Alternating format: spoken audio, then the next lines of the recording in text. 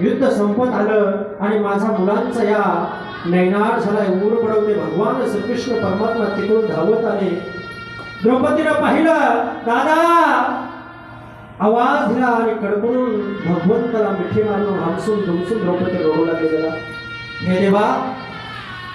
एवढं माझ्यावरती संकट का ओढवलं असेल अरे 5 मुलं कापले गेले तर माझे 5 एक नाही भगवंताला वेदना असह्य झाल्या आणि ज्यांनी कापलेलं होतं का मुलगा त्यांना द्रौपदी मातेसमोर उभा केलेला आहे द्रौपदी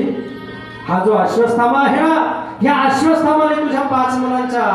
मुंडके कापलेला आहे 5 मुलांना त्या ठिकाणी मारलेला आहे पण ऐक याला काय शिक्षा करायची तू जर म्हणत असेल याचे डोळे काढायचे तर डोळे काढू याचे हात गरम करायचे तर हात गरम करू याचे गर्दन उडवायचे त्याचे गर्दन उडू सांग द्रौपदी काय करू काकुलता राणीला द्रौपदीने हात जोडले भगवंताला आणि सांगितलं देवा 5 मुलं माझे मेलेत रे या किती दुःख होतंय 5 मुलं असून सुद्धा मला माहिती किती दुःख होतंय आणि याच्या आईला हा एकुलता एक आहे आणि याला जर मारलं तर किती दुःख होईल द्रौपदी काय करू जिवंत सोडून द्या तत्व त्याचप्रमाणे गाईला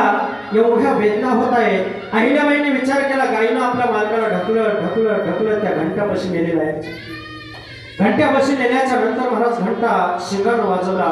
अहिल्याबाईंना वाटलं कोण आला न्याय द्यायचा कोण आहे म्हणून तिने पाहिलं गाईकडे त्या ठिकाणी पाहिल्याच्या नंतर महाराज गाईला विचारलं बाळा काय झालं मालकाने सांगितलं आई साहेब आज 2 दिवस झाले माझी गाई पाणी पित नाही आणि चाराही खात नाही का बरं कुणीतरी तिचा असणारं वासरू रथाखाली चिरडून मारले गेल्या अहिल्याबाईंच्या मुखातून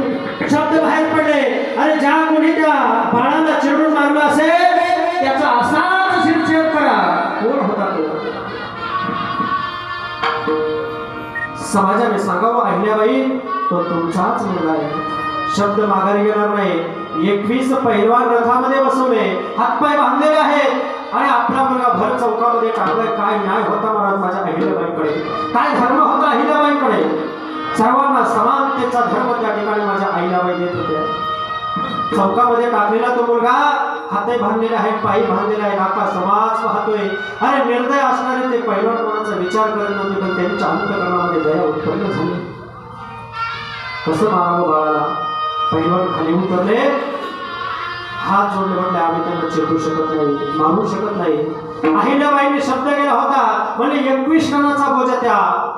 रथामध्ये टाका आणि स्वतः रथ हाकण्याकरता अहिल्याबाई बसलेले आहेत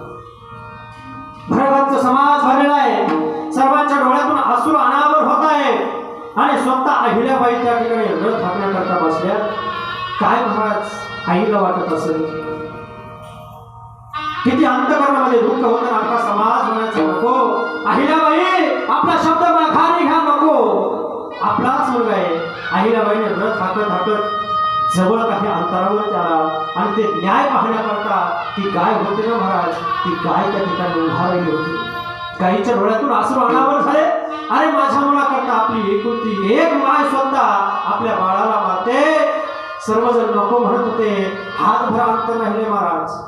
त्या गर्दीतून गाय पुढे आली आणि ते जे लेकरू पडलं होतं का अहिल्याबाईचं त्याला असं त्या ठिकाणी पायी 4 पायाच्या मध्ये घेतलं आणि गाय उभी राहिली महाराज अहिल्याबाईकडे आशाभूत नजरेने पाहते नका भाऊ वाचा काही बोलता येत नाही महाराज पण अहिल्याबाईने हुसकवण्याचा प्रयत्न केला अरे आईने जसं आपल्या मुलाला काखेमध्ये घ्यावं तद्व त्याचप्रमाणे ती गाई एका बाजूला बसून त्या मुलाला पायाने ओढून आपल्या जवळ घेतले आणि अश्रू ढाळते मुलाचं गाईचं तोंड त्या मुलाच्या अंगावरती ठेवल्याने अश्रू ढाळते महाराज एवढा पवित्र देश तो आपला भारत देश महाराज मला सांगायचं तात्पर्य असं आहे की जो धर्म आहे तो न्याय आहे त्या ठिकाणी तो सर्वांना सारखाच आहे ते जर न्याय शिकण्याचं कारण माझ्या अहिल्याबाई कोणाकडून शिकले असेल कोणाचं आचरण केलं असेल ते भगवान शिवजीचं आचरण केलं होतं आणि असे असणारे शिवजी एवढे महान सामान्य शिवजी त्यांचं वर्णन माझे एकनाथ महाराज करतात हेच अभंगाचं